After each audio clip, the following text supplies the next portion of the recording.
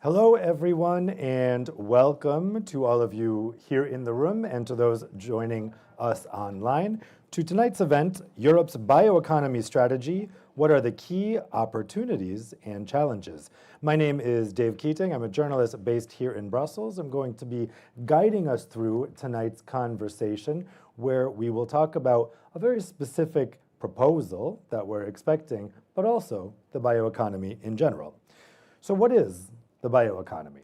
Well, it's a diverse sector transforming renewable resources such as agricultural products, forests, seas, residues, and waste into food, feed, materials, and energy. The European Commission is right now preparing a new bioeconomy strategy set for adoption by the end of this year. And the aim is to boost innovation and strengthen Europe's bioeconomy. The strategy is expected to outline measures that will help bring bioeconomy innovations to markets, creating new opportunities for green jobs and sustainable economic development. A key focus of the strategy will be enhancing circularity and sustainability while supporting the EU's broader decarbonisation efforts. The goal is to establish the necessary framework conditions to support bioeconomy startups, entrepreneurs, and new business models, ensuring that they can thrive in a competitive market. Today we're going to hear from the Commission about what we can expect from this strategy, and we're also going to hear from lawmakers and stakeholders about what they would like to see in this strategy. We'll be talking about what policy measures are needed to accelerate bioeconomy innovation and how the strategy can help businesses scale up and compete globally, particularly in light of the conclusions of the report on Europe's competitiveness by Mario Draghi. So let me introduce you now to the panelists we have with us this evening. We have Agata Katowska, who is Deputy Head of Unit for the Circular Economy, Sustainable Production and Consumption at the European Commission's Environment Department. We have Dutch MEP Jessica van Leeuwen, who is a member of the Agriculture Committee and part of the EPP Group. We have Sonja Kenger, who is Minister Counselor for Agriculture and Food at the Permanent Representation of Denmark to the EU. Denmark, of course, is taking over the rotating presidency of the EU Council in just a week, really. Then next to her, we have Richard Harrison, who is Managing Director at the Plant Science Group at Wageningen University. We have Dick Keres, who is Executive Director of the Bio-Based Industries Consortium, which is an industry association. And we have John Brosnan, Bioeconomy Executive at the Irish Cooperative Organization Society. Welcome to all of you, and thank you so much for joining us here this evening. You all will have an opportunity to ask your questions to the panelists using Slido. Whether you're watching online or you're here in the room, you can scan the QR code, which is up on the screen right now, or you can find it on the sides there. If you scan the QR code, you can go onto Slido, type in your questions. I'll get them here on my tablet, and I will put them to the panelists. If you already know your question, you can go ahead and put it in now, and I will put it to the panelists toward the end of our discussion. So, Agata, let me start by coming to you for a kind of lay of the land here. What can we expect from the Commission's new bioeconomy strategy? Right. Thank you, Dave. The new EU bioeconomy strategy, as you said, will be a key enabler of Europe's transition to a clean, a resilient and competitive economy. And definitely it places bioeconomy at the heart of this transition. And you know that it's not only an side initiative, and I would like to underline, it's central to how we will sustainably growth, reduce dependency, and lead globally. And the Clean Industrial Deal and also the Competitiveness Compass clearly recognized bio-based innovation as a strategic growth engine, right? And that's why we would like to turn this vision to the action with the strategy and make sure and driving a shift to circular, especially circular, high value and resource efficient industries rooted in the biological resources. And Europe is well positioned to lead, and this I would like to underline. We have the scientific excellence, we have talents, we have industrial know-how, and we have policy ambitions to be sustainable and to lead bio-based innovation worldwide. And as you might know, and definitely the audience here, This is the very competitive right now emerging area. The bioeconomy is part of the global competitiveness. More than 50 countries have already their strategies, and several international and intergovernmental organizations are just putting in place the new in different fora in the bioeconomy. So I think it's very much important to underline that the bioeconomy, European bioeconomy, is a driver of this strategic autonomy, which is important for us, sustainability, prosperity. Well, it's from agriculture to forestry, from the biotechnology to bio-based materials, and Europe was actually already transforming the value chains and industrial ecosystems. And the new strategy will use this momentum, which is globally exactly this competitive momentum, to focus on these 4 objectives which you already mentioned, namely the promoting efficient and circular use of the high value use of biological resources, to scale up all innovations that we already have in Europe, and to remove the barriers, and we will probably discuss this about that, to boost the competitiveness and investment security of this sector in Europe, and of course to place Europe as the global leader in the bioeconomy. So that's the ambition for the strategy. You know that we have just finished the public consultation this Monday, and many of the stakeholders who are here have submitted their contributions. So we will tap into the intelligence and expertise that our stakeholders, industries, member states, regions have in place and gave us to our disposal, and then we will be hopefully ready by the end of this year to adopt the EU Bioeconomy Strategy to turn Europe to this scientific excellence and natural capital into long-term economic growth. That's the way to go. Great. So once the strategy comes out, it'll be up to the co-legislators to take a look at it. So let's turn to our co-legislators now. Jessica, what would you like to see from this new bioeconomy strategy? Well, first of all, I'd like to thank you for inviting me, because I represent the farmer citizens movement in the Netherlands. And I think agriculture is at the heart of this bioeconomy. And I say that in a respectful way, we're presenting this as this is something new, but this is what we have been doing in agriculture for centuries. So we might as well start calling our farmers bioeconomical engineers. But in essence, without agriculture, there is no bioeconomy. But what I would like to see, and what we all want probably for Europe, is progress.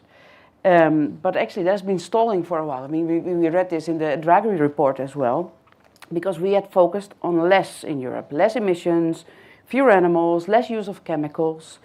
And of course, this has been driven by an ideology or a pessimistic worldview, if I may say, where we use technology as some sort of a quick fix to the problems that we see.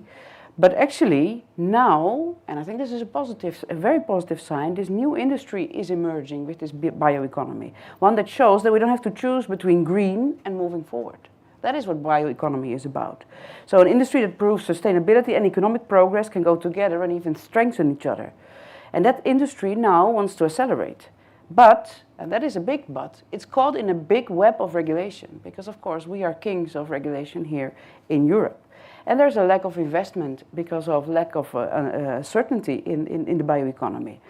And if I may express my wishes from this new bioeconomy strategy, then of course it cannot be anything else than that agriculture is at the heart of this strategy. And we're both arable land, which is about 25% of the surface we have in Europe, and also livestock to upscale waste streams coming from the human industry play a very important role. So what I would like to see is that we build this strategy upon a strategy where food security is placed in the center and where we prioritize upscaling waste streams coming from this food production. Because otherwise we are in a situation where we're competing between either food production and different other products that we want to produce for our bioeconomy. And we're facing a loss of about 11% of our arable land in the next coming decades because of climate change. So we have to be very, very careful about how we're going to use our land. So I would like to prioritize food security as at the center of our bioeconomy strategy. Great. Sonia, let's turn to you next. So if this comes out at the end of the year, it'll be kind of missing the Danish presidency. So I wonder, from a government perspective rather than the presidency perspective, what are Denmark's expectations for the bioeconomy strategy? And separately, over the next 6 months, are there any areas of priority that the Danish presidency has for the bioeconomy? Thanks, and thank you also for inviting me to the event.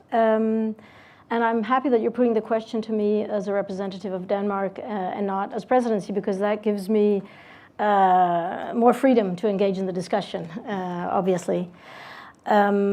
First of all, I'd like to highlight some opportunities that I find that the strategy hopefully will give us. And this is basically to echo much of what Agatha said, because we share many of the same ambitions seen from the Danish government as the Commission does. So we would definitely like to see that the strategy contributes to EU's food, feed, materials, and energy security. And we also find that the strategy can contribute to growth and new jobs in rural areas in all Europe's countries. And finally, we also are focusing on the possibility of delivering on climate targets and supporting the development of landscapes that are resilient towards climate change and that can protect biodiversity and deliver on water security.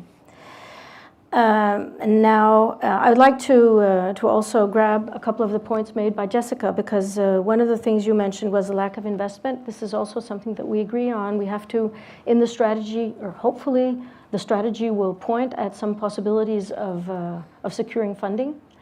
And you also mentioned the issue of administrative burdens, that it's important if we create new opportunities that we don't add red tape to what farmers, foresters, fishermen, etc. are doing. And likewise, hopefully also further up in the value chain, that it's not, these are not, let's say, developments that are hampered by barriers, regulatory barriers. Finally, I'd like to say that if we want to develop a circular and a sustainable value chain for the bioeconomy sector, according to, or from the Danish perspective, it's important that the strategy includes the whole bio-based value chain, so including health, microbiology, food and ingredient sector, as well as ecosystem services. So it's not that I don't agree with Jessica, but I think we should see it even broader. Yeah. Great. Richard, let's turn to you next for an academic perspective on all this. What would you say is the state of the bioeconomy today in Europe, and how could policy changes through the strategy improve the situation? Thanks, Dave. Also very nice to be here. I think we've already touched on what the bioeconomy is. It's about effectively biomass production and then conversion into food, feed, materials, products of bioenergy, which, and we've already heard, it intrinsically then is coupled to the food system, the biodiversity agenda, and of course the ambitions for Europe to be more competitive. I think when we ask about the state of the bioeconomy, it's also obviously recognising that it is placed within the whole operation of the wider economy and therefore intrinsically coupled to it. So I thought maybe just to give some context to what we've heard about how important the different stakeholders are and where that biomass is going. If you look at overall consumption, it's growing. So 2023 report showed over the last 15 years, it's increased by about 20% in terms of raw biomass consumption from 1 billion dry tons per year to 1.2 billion. And that's really been driven by, not by more food production, but by more demands for energy and a little bit by materials. And when we look at overwhelmingly where the flow of biomass goes to, it goes ultimately to us, to feed us for food, and it goes for fuel to heat us and then back into the soil. And when it comes to food, it's not all consumed by us directly. In fact, the vast majority is not consumed by us directly. It passes through animals in order to make higher nutritious food with more protein content. We currently do not produce enough biomass in Europe to satiate our current desires for our current demands. So we import a lot as well. We import it in the form of soy, cocoa, coffee, palm oil, and many of those are not necessarily sustainably produced sources. So a lot of the production of biomass goes to animal production, and that's from a pure energetics point of view, it's not that efficient. And I don't mean arguments about extensive and intensive production. I just mean it's fundamental to the way that food webs are constructed and trophic levels in ecology. It's more energy efficient for us as humans to consume plants than to consume animals, because we don't have to go through a conversion step of that biomass. And when we look at forestry, we see that at least a third, maybe up to a half, flows directly into primary energy production, a lot of it for heat. So keeping in mind that photosynthesis, that's the process through which sunlight is converted into biomass, is pretty inefficient. It's about 2% efficient. It's not always maybe so efficient to think about the way that we use our biomass for producing energy, because burning it isn't necessarily the most efficient use of that resource. Projecting forward, that demand's only going to go up. And the European Environment Agency recently suggested by 2050 there could be a 40 to 70% gap in biomass demand from our potential to produce sustainably, which means that supply is going to start to become really quite limiting.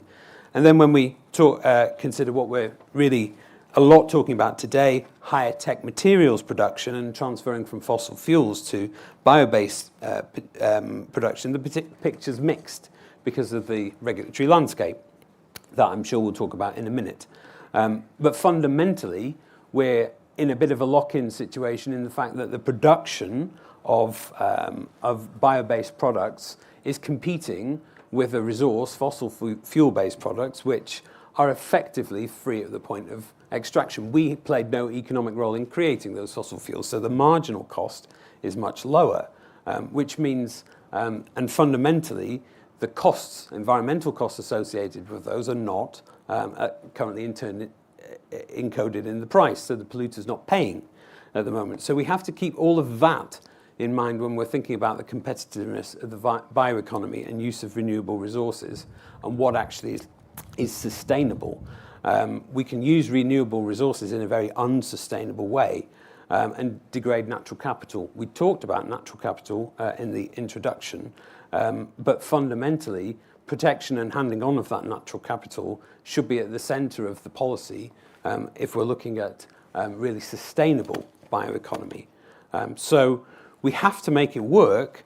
And then to answer the second part of the question, what do we need to do? I think it's really looking both at increasing competitiveness within the sector, but also looking at what it's competing with and making sure that the sector can be competitive against the current alternatives, which are always going to be cheaper to produce. So I think that should be maybe the focus of the later part of our discussion.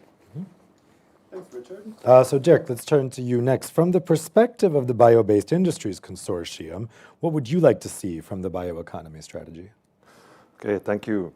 So, by the way, I'm not only representing the Bio-Based Industries Consortium, but the European Bioeconomy Alliance. And that's important because it's an alliance of 16 associations, organizations, representing 29 million professionals. And these professionals are producing, are using, are transforming renewable feedstock into products like food, feed, products, chemicals, materials, energy. And this shows already that the bioeconomy is a very diverse area, producing products that are used in different industrial sectors. On top of that, it also shows that there are stakeholders that are covering a whole value chain from feedstock production to making new applications and bring these applications to the market. So I think it's very important already for a strategy to cover all aspects, the products, but also all the stakeholders from feedstock supply to new applications. And so the question is really, how can such a bioeconomy strategy help us in the transition from, let's say, a more fossil-based economy towards a more sustainable economy based on renewable feedstock. And how can we stimulate this economy so that our European industry becomes more autonomous, that we use European feedstock, renewable feedstock is almost the only feedstock that we have in Europe, and then we can produce ourselves. Be more resilient, but also how can our industry then become more competitive, more sustainable, and these are really, let's say, essential elements for the strategy. And I think in the first step, it's important that we don't only have a strategy. Well, it's important that the strategy gives some directions, but I think it's even more important that we really have some concrete actions that we can implement in Europe. And implementation means it should be as concrete as possible. We should find also the finance sometimes to implement, because this is sometimes a problem with roadmaps and with strategies. It's nice, but then the implementation phase is a bit difficult. So this is very important. And I think for us, in a nutshell, there are 4 big areas. If we really want to stimulate the bioeconomy and make it a kind of a competitive, sustainable industry, that means, it has been said already by my colleagues, we have to secure and stimulate investments in Europe. It's not only about supporting research, but it's also about keeping the knowledge in Europe, transforming the knowledge into production in Europe using European feedstock. It's about scaling up, it's about attracting finances, it's about faster access to finance. Second element, and this is linked, by the way, to the finances, you will not invest if there's no market. So how can we stimulate the market for these products? And as I said, it's very diverse, so it's not always easy. It's not with one single measure that you will stimulate all the markets. But how can we stimulate the markets for bio-based products? Because the higher demand, the more investments we will have. And also, by the way, we will probably come back to that. How can we shorten time to market? Because that's also important for investors. The sooner you have a return on investment, the faster you will invest. And linked to that also, if you want to invest, you need a market, but you need a feedstock in our area. So having better access to feedstock, very important. And then I would say a last element, innovation. I think we are already quite strong in research and innovation. We have some very good instruments like the public-private partnership, which is quite unique in Europe, bringing together partners of a value chain. This also, by the way, can attract also companies and investors from outside of Europe.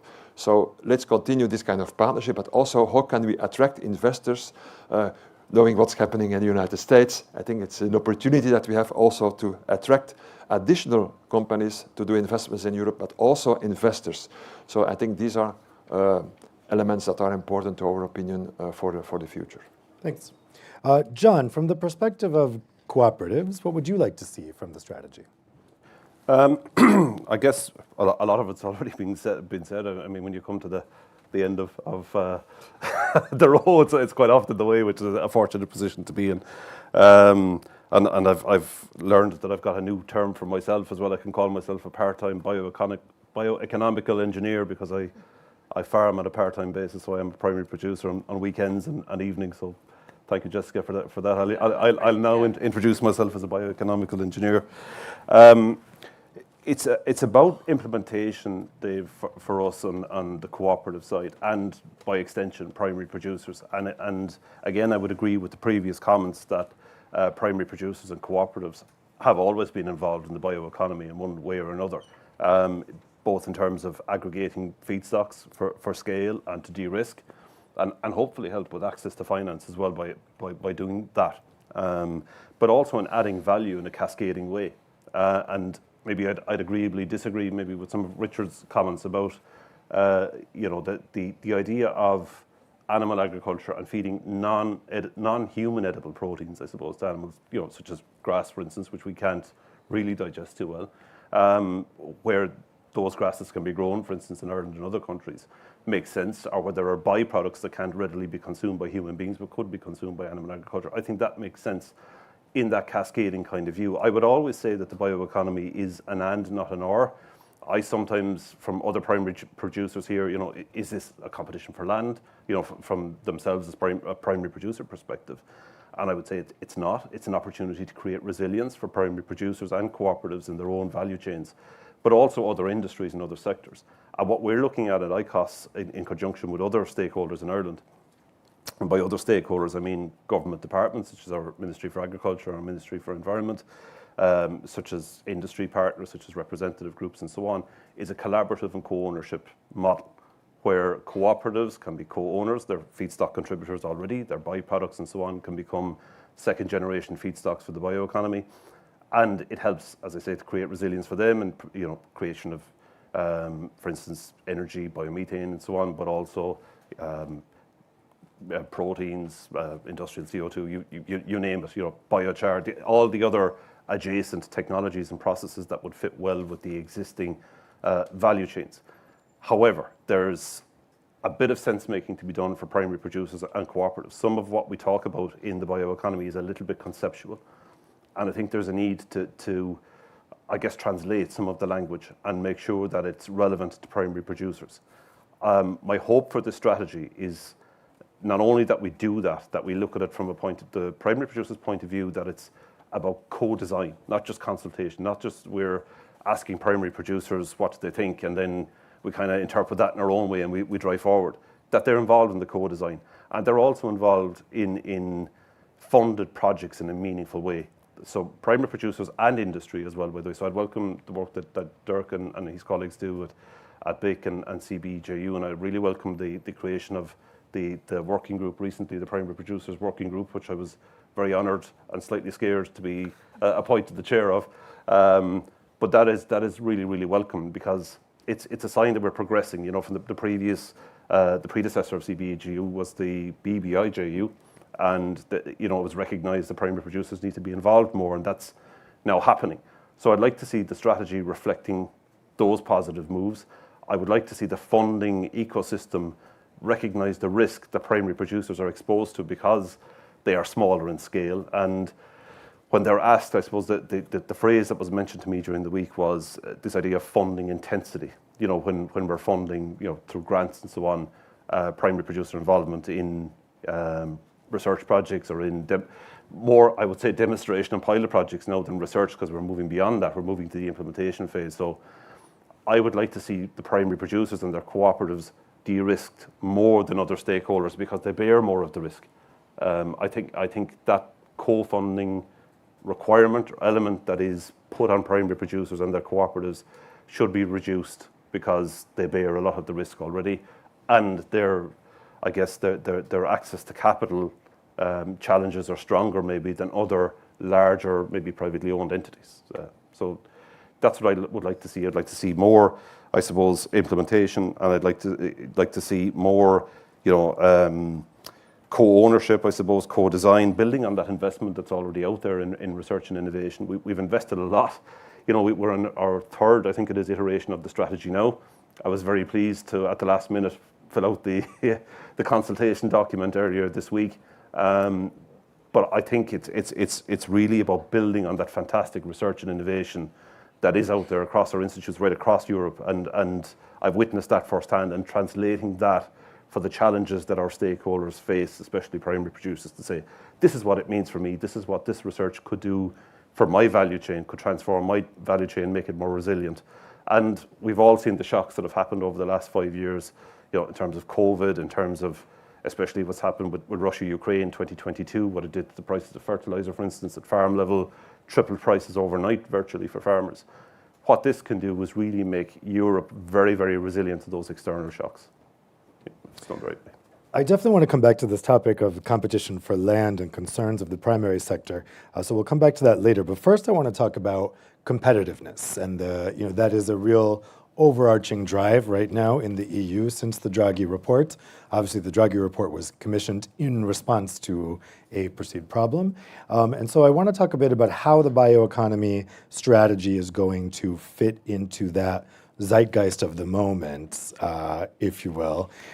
So Agata, when we're looking at how the strategy can help improve Europe's competitiveness, What's the particular advantage for the bioeconomy in terms of how we can improve competitiveness generally? And how can the strategy help businesses scale up and compete globally when we're competing with things like the IRA in the United States, all of the things that China can do in terms of government support?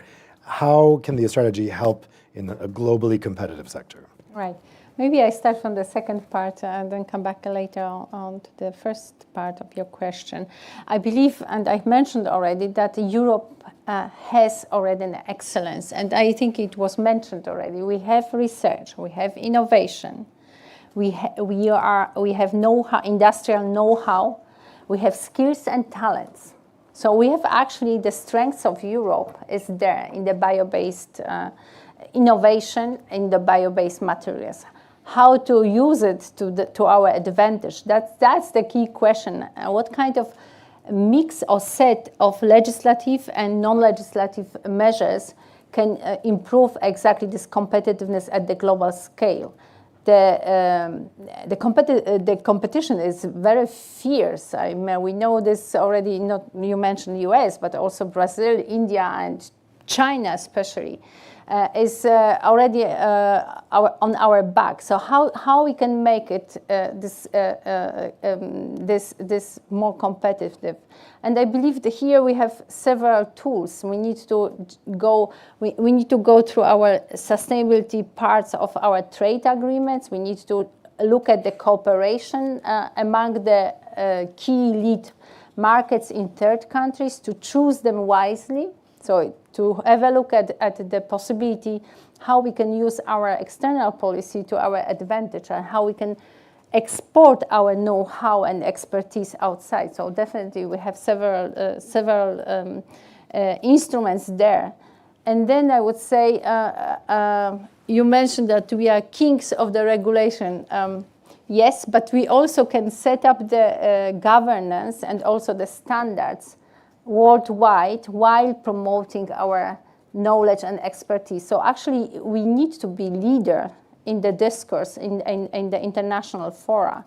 And I am talking about here G20, in the FAO organization that is very, very keen to advance and the bioeconomy agenda internationally. So there are several different fora and different cooperation possibilities to advance globally by putting standards, by exporting our excellence and knowledge through the trade agreements, through the special cooperation instruments, through the bilateral cooperation between the key countries. So there are several aspects here. We need to keep skills and talents in Europe. That's very, very important. And coming back to how to make bioeconomy to our advantage, right? Yes, I believe that we already discussed partially through all these elements my interlocutors have mentioned here. The upskilling or upscaling actually of the business needs to be implemented through the different set of measures, and it's difficult to mention again or have been said already. But we need to simplify our regulations. I see the point, and you know that the European Commission put at the heart of this college the simplification agenda, and to see what hampers, what kind of barriers are still there, and how to make the biotechnology and all other sectors in the bioeconomy more competitive is exactly through the simplifying, through removing the barriers to upskilling, to proposing the different financial instruments to the advantage of the bioeconomy. And then to put as well at the heart, as I mentioned at the beginning, of the decarbonisation agenda as it is in the Clean Industrial Deal and the Competitiveness Compass. Jessica, do you think when we're looking at, it's often said the EU is the world's regulator, it sets the standards because of the size of its market. Can the EU getting ahead of standard setting in the area of the bioeconomy also help it competitively Or do you see the standard setting as something that actually holds it back in terms of too much red tape? You put an excellent question to what I wanted to respond, because honestly, I don't really agree with Agatha, because I mean, we come from, let's say, 15 years of regulatory burden that we have pulled out over our industry, over our farmers. The Green Deal has killed our industry. So yes, we put very high standards, but this had come at a very big cost. So if we look at the Draghi report and we want to really go for competitiveness, we need to be very fair to ourselves. And so instead of looking outside and say, okay, we can actually export our knowledge and we can turn that into a business model and look into our trade deals and trade agreements that we make, I think we have to be very critical about ourselves and look inside and see what is happening. Industries are running away. We are far behind when it comes to investments in industry, or industries actually wanting to stay. So the climate for industries to stay within Europe is very difficult. Read the Draghi report; it's very clear. What we invest in Europe, like you mentioned the Inflation Reduction Act. I mean, USA invested more than Asia and Europe together. Yeah? So what do we want to do? What type of industry, what type of economy do we want to have? So yes, we put very high standards, but it also makes it impossible for our industry to compete with the others. So somewhere we have to go into a balance here. And I think there is a beautiful opportunity with the bioeconomy to become leaders in this. But then we also have to be very critical and fair to ourselves that we have to create the right environment where we actually make businesses thrive. And what we have now is a regulatory burden, a lack of investment, lack of skilled labor, and a lot of scientists that are actually running away. So if we want to export science, then we need to attract them first, right? And what we have now with the regulatory burden is, let's say, for instance, biocontrol agents, new ones that we want to bring into the market, which are very critical also for the production of this biomass that we have. I mean, we're kings in prohibiting crop protection products because, we cannot use it anymore because it's so dangerous. Maybe. But if there's not an alternative, how can we going to get a good harvest out of that? So it takes up to 8 years to approve a new biocontrol agent. 8 years. I mean, we cannot wait 8 years. There's not a company that can wait 8 years, and there's not a farmer that can wait 8 years for that. So it takes, the processes within the European Union are too slow. So yes, we have an omnibus now that starts to simplify everything and make processes better, but we don't only solve it with a legislative package. We solve it with a change of mindset, with the real willingness to, well, let's use a popular term, to make Europe great again. And if we don't do that, if we don't change our mindset, if we keep going down the old road, we're not going to get there. Sonia, from a national government perspective, particularly one that's very developed in terms of the agriculture sector, how do you view the potential of the bioeconomy to help Europe's competitiveness? And also related to that, how can kind of stoking innovation within the sector help improve competitiveness? Well, first of all, I think that the bioeconomy sector can definitely strengthen the EU's competitiveness, the European countries' competitiveness. Asking how, I think it can diversify the production. It can give farmers, fishermen, foresters a greater opportunity for supplying different types of production. But I think it depends on whether a lot of conditions are there, whether they're okay. I mean, one thing is what Jessica is mentioning about the administrative burdens, the standards, etc. But something else is also, I think this was mentioned by Richard, the issue of how the bioeconomy products, I mean the secondary waste streams, etc., how they can compete with fossil-based products. I mean, how can we create a level playing field, or whatever we'd call it, so that the bio-based products, they can compete with fossil fuel products? I think this is a prerequisite. And this can be done in different ways. I mean, one thing is by having a very efficient production, by having good cooperation in the value chain, but there could also be other ways of supporting the level playing field, and hopefully without creating new red tape, of course. But it's definitely the view of Denmark that the bioeconomy sector has a huge potential for strengthening European competitiveness, but it very much depends on how we specifically go about. I mean, how can we work on scaling up? How can we work on securing some or making some kind of access to funding if it's necessary? And also decascading. I mean, how do we create the streams that we want to see, and how can we facilitate them? This is not very concrete, but we have a lot of experience also in Denmark, and I could give you some examples which I think are pretty good.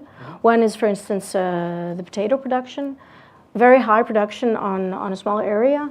And now, of course, the potatoes are produced for food, but they can also be processed so that you have on one side the starch, and then you can have a protein production as well, which can be used as ingredients for all sorts of different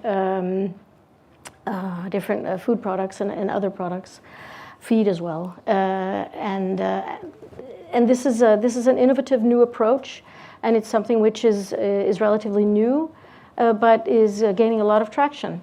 Another good example is green biorefinery, grass.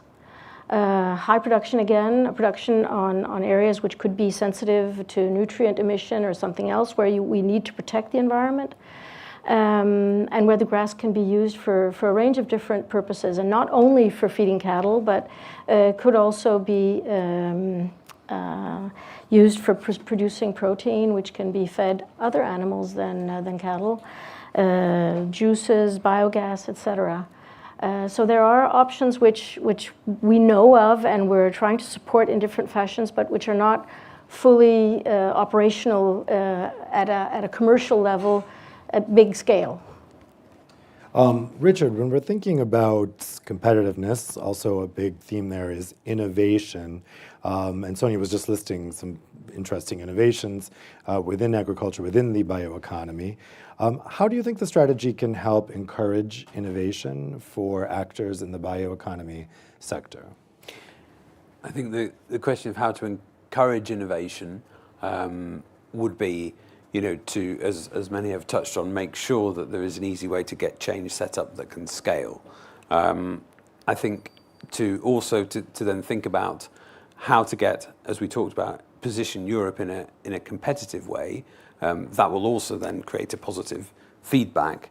And there, I think, we've touched on the fact that Europe is a science superpower, and if we chose to really focus on what I tried to sketch was a couple of big challenges.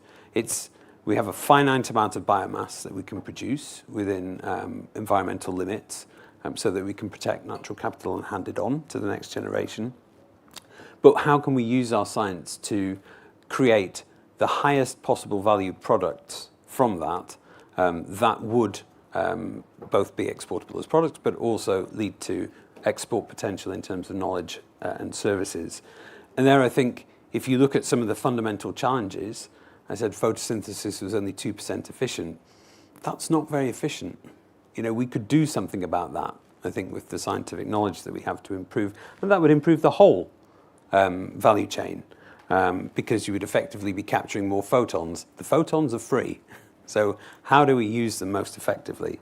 And that's one way. So focusing on disruptive innovations, harnessing the strength of the research base at that level, that would effectively allow us to do more with our biomass, and then focusing on really where we could also have a competitive advantage, which is the production of advanced materials, precision fermentation. Some of the examples that have already been said, they're real innovations that can lead to higher value per unit of production and a lot of both export potential but also internal market possibilities. And I think that's something that should be at the heart of the strategy.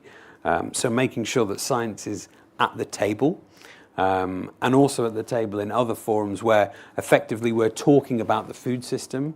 I think we all want to make sure that livelihoods are protected, that farmers have potential, that we have a robust food system. But that's part of the biomass discussion. So how do we make sure that science plays a good role there to ensure that there's perspective and we make the best use of our biomass? Dirk, how do you see the role of innovation in the bioeconomy sector, and how do you think the strategy can help encourage innovation?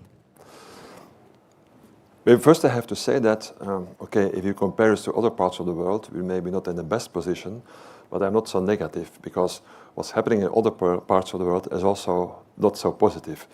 Yes, we had the Inflation Reduction Act in the States, we had the support for biotech and biomanufacturing, but let's be honest, the current president also stopped this support, and I think we have to use this opportunity in Europe to bring Europe to the next level, and we can do that with the strategy, I think.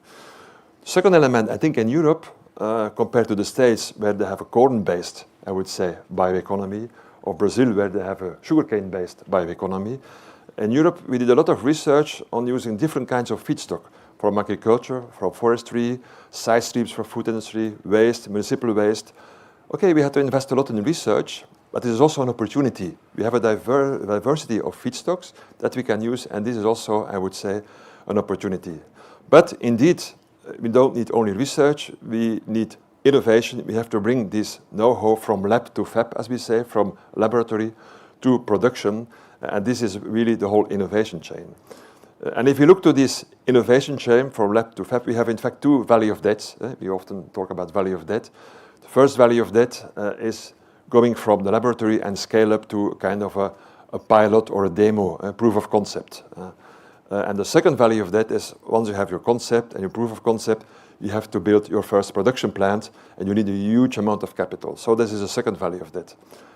If you look to the first value of that in the whole innovation chain, it's clear it's all about access to finance, because we have to overcome still technological challenges. That means that we need support for scale up, to go to a pilot plant. We have to make more funding available, public funding also. That can come from Europe, that can come from member states, that can come from regions, to support companies and SMEs so that they can go to a pilot plant, to scale up, that they can go to a proof of concept, to go to the next step. So, and I think the public-private partnership that we have in Europe, CBE, is a very good example how we can stimulate this kind of scale-up activities in Europe. So scaling up from lab to demo is very important. Also, by the way, we can help some companies to make some new applications with possible customers so that they can make these offtake agreements, which will, again, facilitate access to finance for the next step. And I think the second value of that is really if you go from your demo plant to the first production plant. And that's a completely different story, because here we don't talk about 1 million or 2 million, we talk about hundreds of millions sometimes that you need to build a first production plant. So how can we de-risk these investments? How can we stimulate investors to put more money in these kind of investments? And how can we make more money available for these investments? I think this is important. And of course, we have to work with venture capitalists, with private banks, with European Investment Bank to really, make more, to make the access easier for this funding. This is one part, but also, as I already said, an investor will only invest if there is a market. And yes, we have a lot of regulation. That doesn't mean that the regulation is always bad, but it is very important that we speed up the approval process, because investors cannot wait for 10 years before there is a return on investment. We really want to keep these investments in Europe using European feedstock, and we don't want these innovations to be deployed in Asia and in South and North America. We want them to be deployed in Europe. So how can we speed up, even with current regulation, how can we speed up the approval process? I think this is also very, very crucial. How can we stimulate markets, as I said already, because this is all linked, in fact, to investments. And how can we stimulate access to feedstock? To give you also one example, there's a huge discussion in Europe, some of you heard this already, about, yes, we investors, European Investment Bank, ECBF, we cannot invest in your production plant because you're using sugar or starch or vegetable oil, and this is also used for food, so we cannot support this. But this is wrong, because it's not because it is also used for food that it is only used for food. You need sugar, starch, vegetable oil to develop a bioeconomy. I mean, fermentation is using sugar, point. I mean, and the best crop to use this is still in Europe, sugar beet or corn or whatever. So this is even the most sustainable way. So we also have to take care that we don't fall in this kind of slogan style to say we cannot use this because it is also used for food. So yes, it has to happen in a sustainable way. We have to take care that we don't block that we have enough for food and for feed. But we certainly need all kinds of feedstock in Europe and in a sustainable way, and that is very important. So access to finance in the different values to overcome the different values of debt is really important to to stimulate innovation, but not just innovation, but also bring that to the next level production in Europe. That's important. Well, on that subject of the feedstocks, John, I wanted to come back to some of the concerns of the primary sector. So this obviously can include farmers like yourself, but it can also include foresters, sugar and starch producers. You mentioned that sometimes you hear these concerns about competition for land. What are some of the other concerns that you've heard from the primary sector, and how do you think the strategy could help address those concerns? The other strategies, apart from the land use challenge,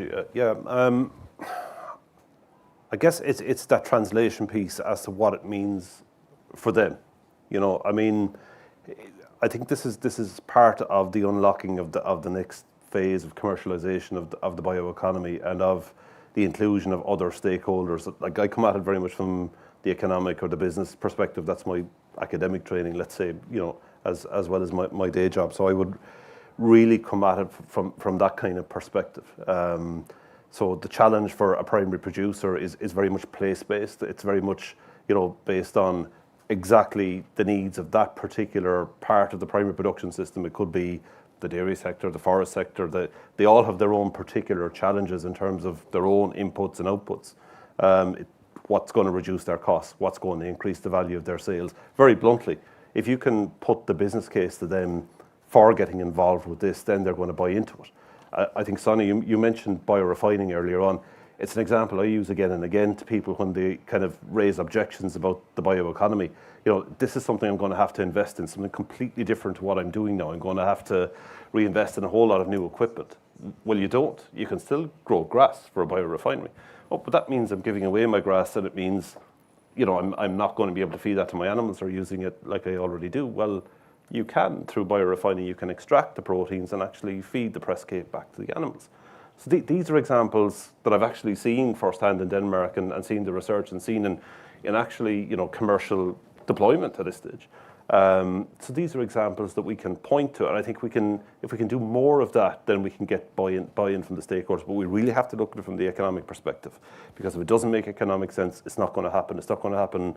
Certainly from a primary producer perspective, they're going to say, well, this doesn't really make sense. This is kind of conceptual. This is kind of over here. This is something for another industry or somebody else to develop. It's not part of my day-to-day. So we really need to make the business case from the perspective of all of the stakeholders concerned for them to buy into this. I think that's absolutely crucial. So that's kind of the biggest objection I would see is the access to capital, the business case for it. Looking at it from a place-based perspective and that individual stakeholders group's perspective as well. So that's again why we've taken this collaborative approach to bringing together research performing organisations.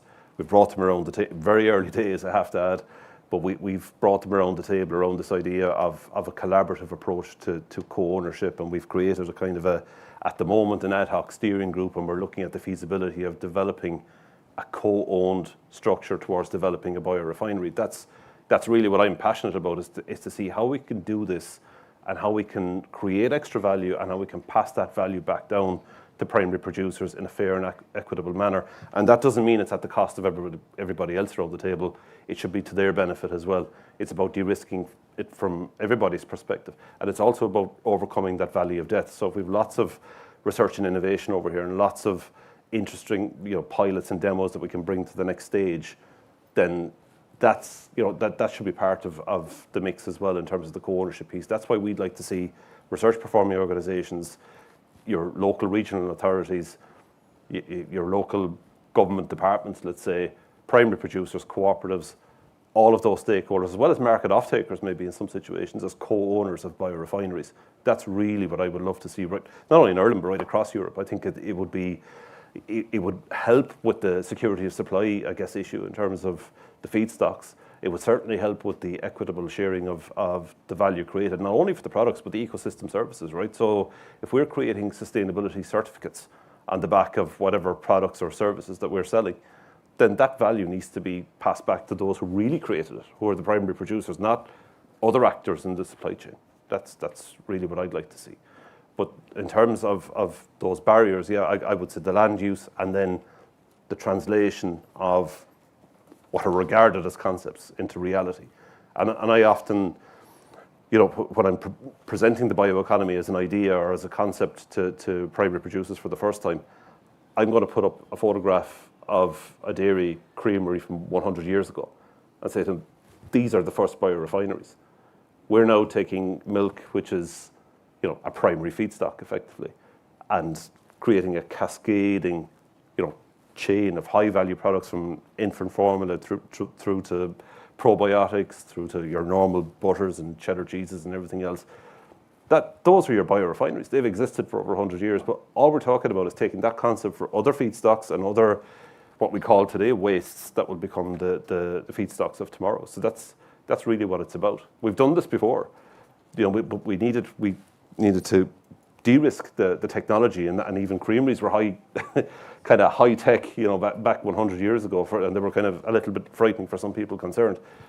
We're talking about that same idea here. We're talking about bringing new technologies, bringing aggregation for scale, de-risking finance, bringing a lot of stakeholders around the table, and creating values within regions and keeping that value in the region. That's the crucial one, I think. Jessica, you are also very closely connected to the primary sector. Does this jibe with some of the concerns that you've heard from Dutch farmers? And how do you think that the strategy can specifically address the concerns of the primary sector? I think it's a two-way stream. So the concerns are addressed, and I think that I share some of those concerns. As I mentioned in my opening statement, I think if we really want to be successful, we really need to focus on how can we do more with the waste stream coming from our food production. And yes, of course, we need starch, we need sugars, but maybe we can be innovative enough to get those from the waste streams that we get outside of our food production. Of course, by going into different processes of food production, we already create a secondary waste stream that we can then upscale again. So I would really like to focus on that type of bioeconomy, because at some point this is going to be a limiting factor. Our food security, our food sovereignty in Europe is a very crucial part of our defense strategy as well.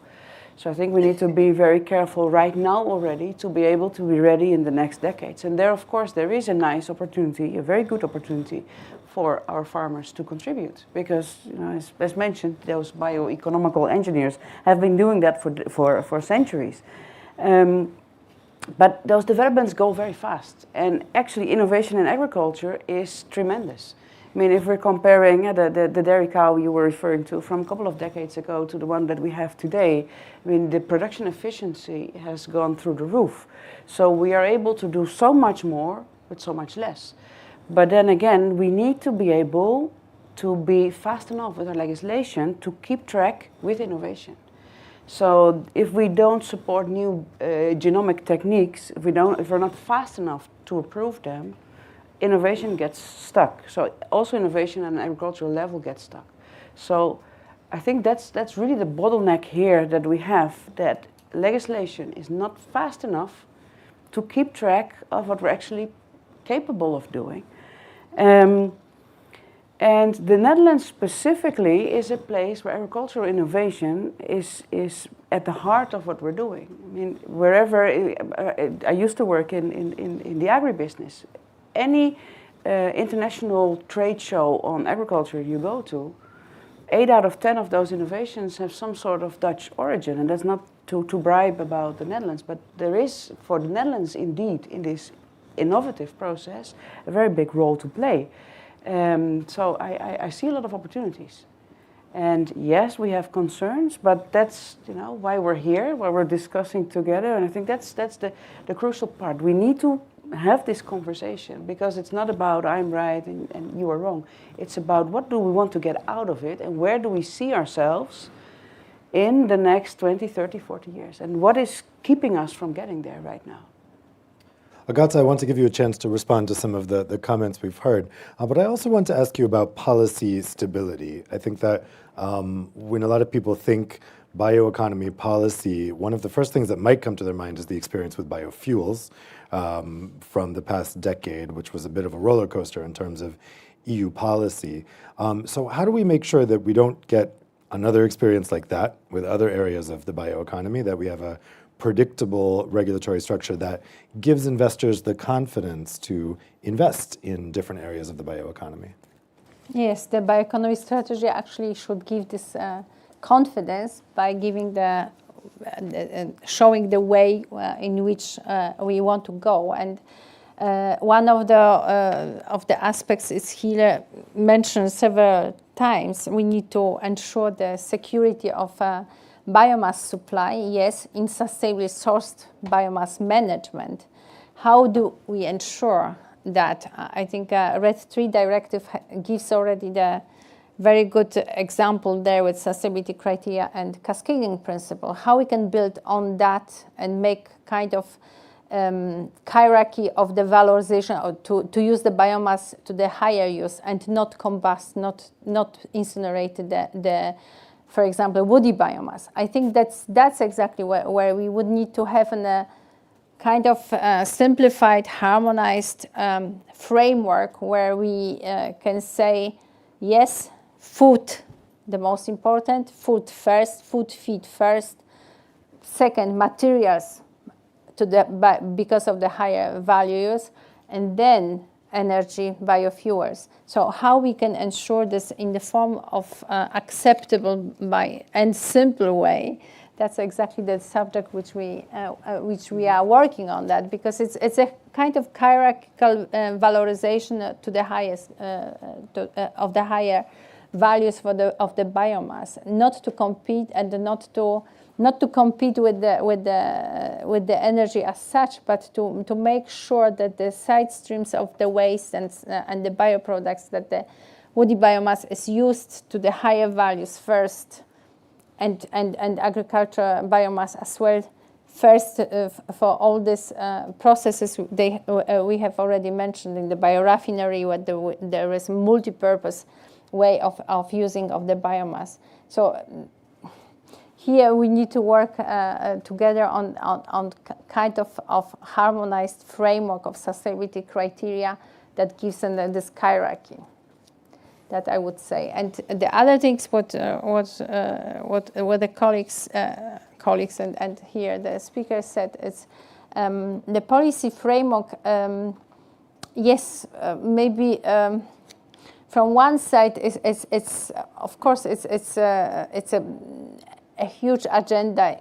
What is coming up, right? We have also the scale up and startup strategy that will help us to scale up the innovations that are already on the innovation side and in the research already. So we will use all the possibilities with the policy agendas that is ahead of us. We will have soon the life science strategy that will give us as well the right direction how to use the biological resources. And we are ahead of the Circular Economy Act, which will be dealing with exactly to create the demand for the secondary raw materials, how the circularity could be at the heart of this, so that we don't lose the waste and or turn the waste into the viable feedstock.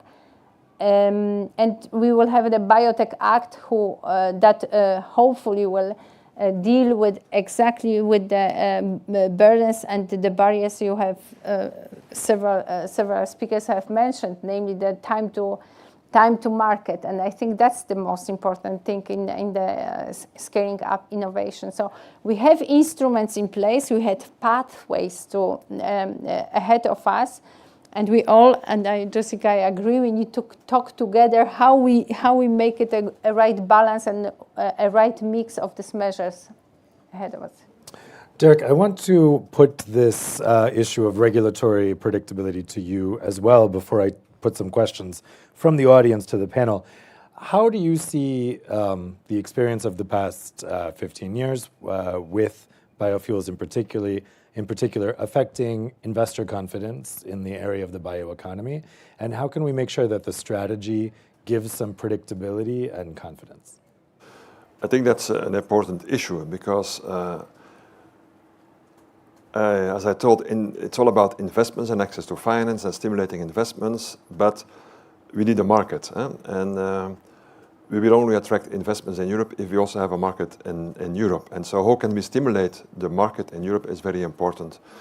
But not just stimulate on the short term, but how can we be certain that we have stable, let's say, incentives for a long time. Because if there is something that an investor or a company doesn't like, this is instability, uncertainty. And what we have seen today, worldwide, by the way, is that companies are stopping at this moment investments, also in the United States, due to uncertainty.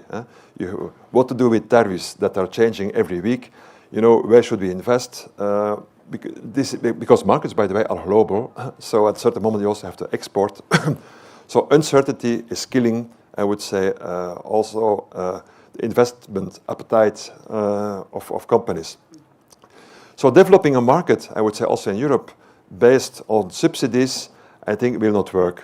Because this is not creating stability and certainty. So what we really need, if we want to create lead markets, let's say, for bio-based products, are other kind of incentives.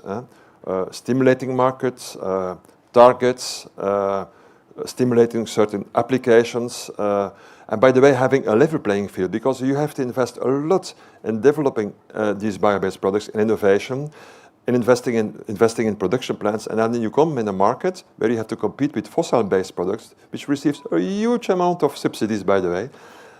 So it's very difficult, you know, to bring it to the market at a cheaper price. Often it's even a bit more expensive.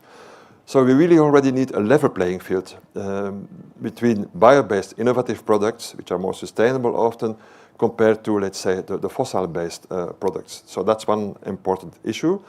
And we need measures to stimulate applications, certain applications, if they are sustainable in Europe, but not only with subsidies. There are other ways like, let's say, as I said, targets, mandates, preferential incentives, and so on. And this is very important. As I said, this is also, by the way, why many investments are taking place in Asia. Not so much because, okay, there is a feedstock and there is a low energy price, but there is a huge market also in Asia. So stimulating market, but in a stable way, not like in fact we did with biofuels, where there was we have created a lot of uncertainty, where we have seen that investments at a certain moment have stopped because, you don't. Let's say the market is already disappearing before you have finished your investments, and this is very important. Okay, let's take some questions that have come in from the audience. First question is to Richard. His question is from Wim Heintjens from the Netherlands. What is the potential of biomanufacturing, the use of biological systems to manufacture molecules and products? I think there's enormous potential there. You know, we touched on it briefly when we talked about precision fermentation. If you take some of the technologies around that and couple it with new technologies for next generation biotechnology applications, we can see that there's really a lot there that can be done already for substitution of unsustainable practices, but also just more efficient production of high-value compounds and molecules for various markets. So it should definitely be a core pillar of the bioeconomy strategy going forward, to think about how we can enable, again, all of that knowledge that we have about the function of and the wealth of diversity that's there in terms of natural products that can be produced using new technologies that can really knit into high-value manufacturing and production. Okay, next question is to Agata. This is from Rafael Basquiano from FIAD. How do you foresee addressing shortcomings of biomaterials in terms of circularity, such as bioplastics not fitting into today's waste management systems?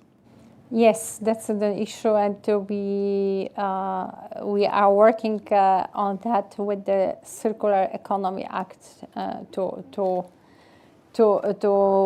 address there with this, and the PPWR, the Packaging and Packaging Waste Regulation, has in its Article 8 exactly the sustainability criteria for the bio-based content. And that will be our, legislative hook, hopefully, and that we will address this there, because indeed, right now, the bioplastic is not yet, it's not yet, yes, there is an issue there where we need to work on the circularity of that. It's in different aspects, in the methodology and with the recyclability and increasing the recyclability, and also how to make sure that the bio-based plastic is part of our circular agenda. Yeah. Okay, next question is to Sonia. The question is from Wally. With commercial scale bio-based materials like polylactic acid, a biopolymer, now established, how are evolving bioeconomy strategies addressing their end-of-life management through policy? What regulatory measures could further drive sustainable disposal while maintaining market growth? I'm really sorry, but I'm not able to answer that question. It sounds very technical. So, I mean, I'm a policy legislative person, so that's where my strength lies. Does anyone else want to take that? Too technical. Richard? I think it's more or less the same question that was posed before about bioplastic. Polylactic acid is a component of bioplastics, so it's sort of the same question. Okay, we have a next question here for Jessica. It's from Stephen Fleming. The cement sector faces unique energy challenges with alternative kiln feedstocks often in sparse supply. To what extent would a cement action plan, similar to that of steel, work in tandem with the strategy to address availability of biofuels? It's a nice question, but it's a difficult one to answer here, because what we did on steel is very different. I think here we cannot see. I think what we're trying to do here is to make a, let's say, how would you call that in English? But a complete approach, So bioeconomy, if you start to single out certain aspects of it, I think part of the whole circularity idea gets lost. So the importance here is to make sure that we don't have competition and that we avoid having scarcity on the market. But for any ingredient, what is important here is that we support sufficient production also here in Europe, so we don't have a dependency on products coming in from elsewhere. Because if there's any disruption in the supply chain, we're in trouble. So I think you cannot see it from a single ingredient, a single feedstock that is scarce. You have to see it as if it were an ecosystem as a whole. And there you have to take the approach that we have to build a resilient system. And we are not there yet, that's very clear. But it's not because we cannot do it, but because we really have to take the decision that we want to do it. And then also, as policymakers, as lawmakers, stand for it. But it really, it's nice, and I have said this before today, so I don't want to be repetitive. But it's one thing to talk about it. It's nice, it's very nice to talk about it all together, right? But if we don't really change something substantial in how we proceed within the European Union, we're not going to build this resilient ecosystem. And that's what I'm worried about, and what I'm also fighting for in my daily work, to make sure that we can actually move forward. Agata, would such a cement action plan be feasible? Part of the strategy will be an action plan with different measures related to different pillars of the strategy, and definitely the actions.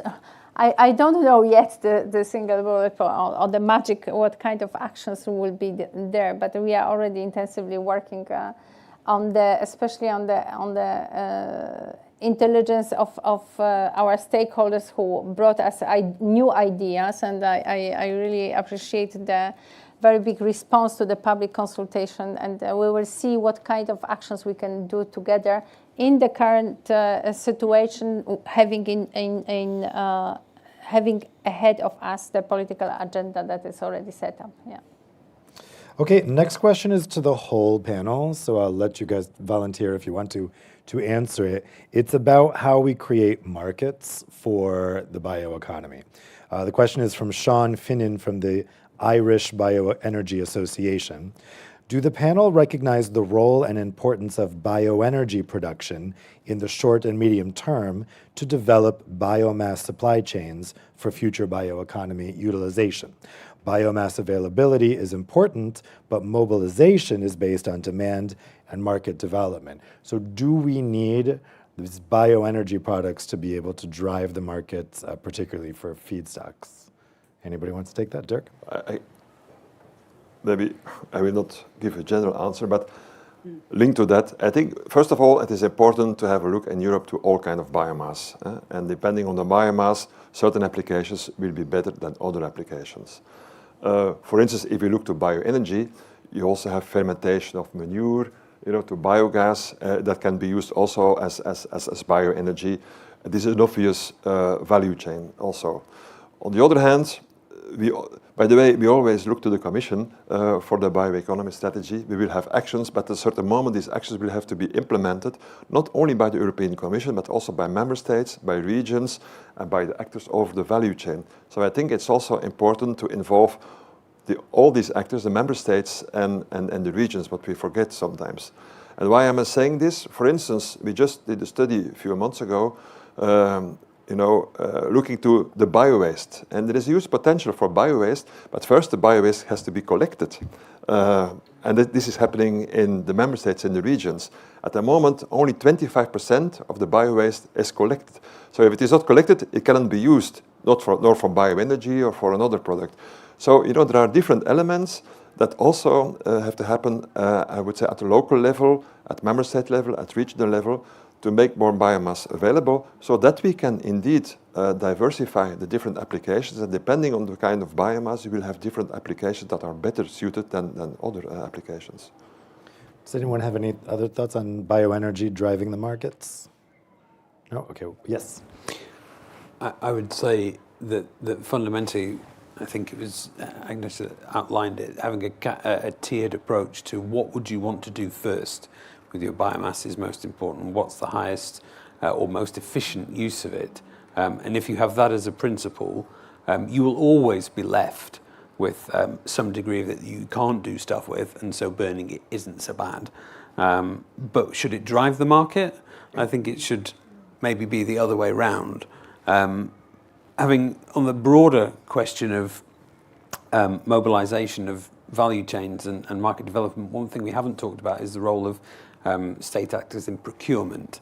And I think that's something also really important to keep in mind, that there are, if you're trying to level the playing field, if you're trying to work to a new set of metrics for what sustainable actually is, the role of public procurement there could be a very important role in driving and shaping new markets that we haven't touched on yet.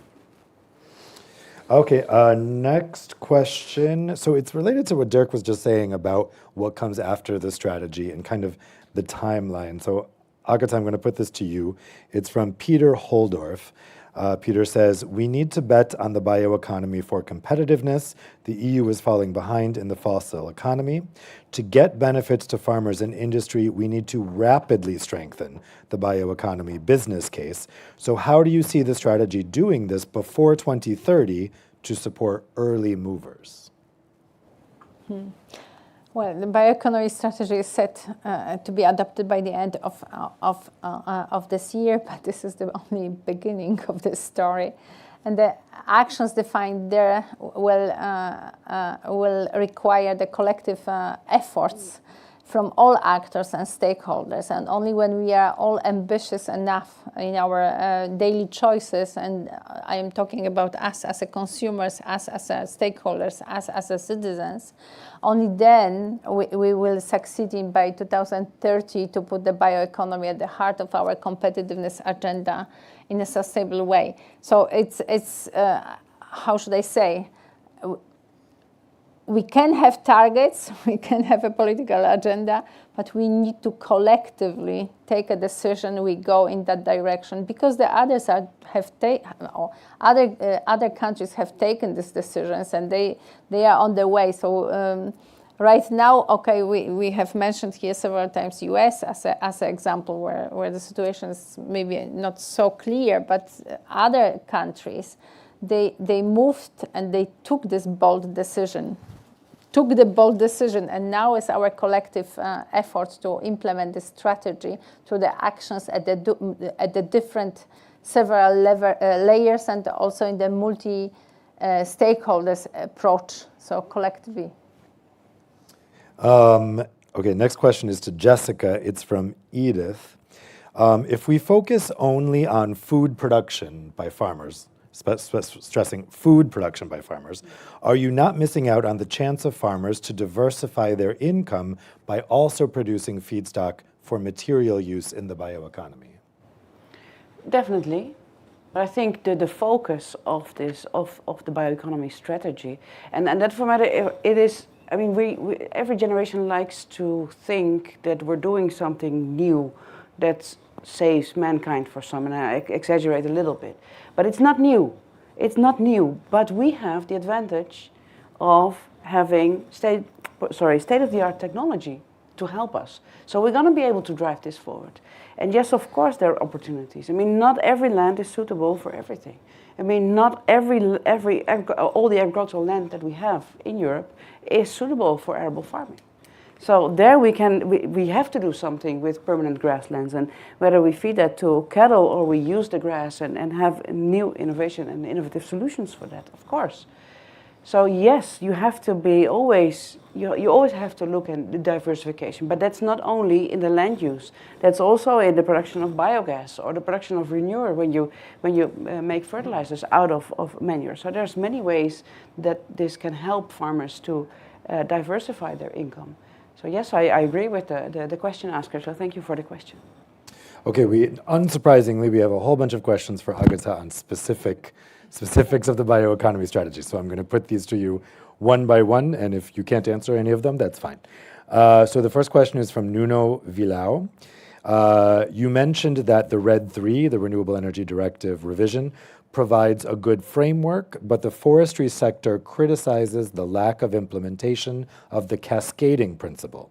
How can the Commission better ensure policy enforcement through the bioeconomy strategy? First of all, RED III hasn't been yet fully transcribed in the national law. So we are not yet there, and it's very important to remember that just adopting 2023, there are some elements to go, and we are waiting first for the evidence. And that's, I would like to underline, because the strategy needs to observe as well, be critical on and the monitoring is very important here, because we don't have yet the evidence put in place. Yes, we know that there are incentives and there are subsidies for the OD biomass incineration, and especially for the biofuels, but we need to have an evidence. And the RED III directive imposes the evaluation by 2027, if I am not mistaken, the review. And there, I think by then we will have an evidence which countries and how they have transported the cascading principle and the whole idea. We already are in the contact with the member states who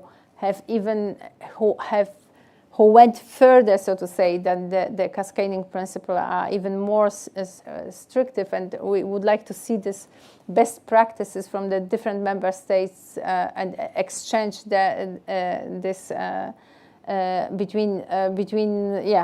having a collective learning process about that. But we are not yet there, so we cannot say about the fully implementation of the cascading principle. Okay. Next question for you is from Eugenie Bolo-Daniel.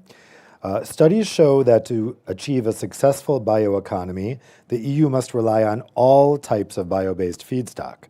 However, the European Investment Bank and the taxonomy favor bio-waste and hence prevent funding toward primary biomass-based materials. Do you intend to change that? Well, we are in the conversation with the EIB bank about the eligibility criteria. Yes, indeed, and several stakeholders have pointed out to this issue of very restrictive eligibility criteria. But I was told by the EIB, look at the footnote 25. So I looked at this footnote 25, and there it said that we can use, EIB has mentioned that it can be used, the primary feedstock for innovation type of action. So we need to be very careful what we are saying here. And yes, we are in the dialogue with the EIB on the eligibility criteria. And yes, we will try to change to make it sure that the innovation is not stopped by too restrictive eligibility criteria. But the elements need to be seen very much into detail. And there is apparently the evidence there that it's already allowed. So. Next question for you is from Stephen Fleming. Question is, co-processing bio-waste presents a reliable alternative to fossil fuels in the cement industry. Another cement question for you. What is your view on this playing a more prominent role under the Waste Framework Directive's hierarchy? Frankly speaking, I don't have view on that. Not that I'm just not expert on the cement and on this question. I would rather refrain from answering it. True. And I'd say I'll do last question before we wrap up. This question is from Romina Laumann. What is planned to improve transparency and circularity of bio-based materials and products? Current waste streams and systems do not foresee this. Transparency and? Circularity of bio-based materials. Yes. Well, this is exactly now we are now in the process of looking at this more carefully with the impact assessment for the Circular Economy Act, and to address through this act, we will see how the impact assessment study will address this, and we will see whether transparency will be one of these issues there. And the circularity of the bio-based materials was that materials? Okay. I would need to know more context of this question, circularity of the bio-based materials. We definitely would like to promote within the bioeconomy strategy the efficiency and the circularity of the waste of the byproducts and different side streams. So definitely here it encompasses the circularity as such. Well, we'll have to wrap it up there because we're out of time. I can tell you we have so many more questions that have come in specifically for you. So if you want to grab her during the reception, I'm not sure how long you can stay, but I'm sure she's always available for your curiosities about the strategy. I think what this shows is that people are really keenly anticipating this strategy.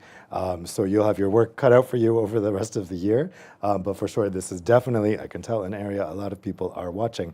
So I want to thank all of the panelists for your contributions and your insights, particularly from the different areas that you're coming from. I think that what was really helpful to get both from different policy perspectives and from the primary sector, from the industry, and from academia, getting all those different perspectives in here. How about a round of applause for our excellent panelists? So thank you so much to those of you watching at home. I wish you a great evening. And for those of you here in the room, I invite you now to the reception to keep talking about these issues. Take care.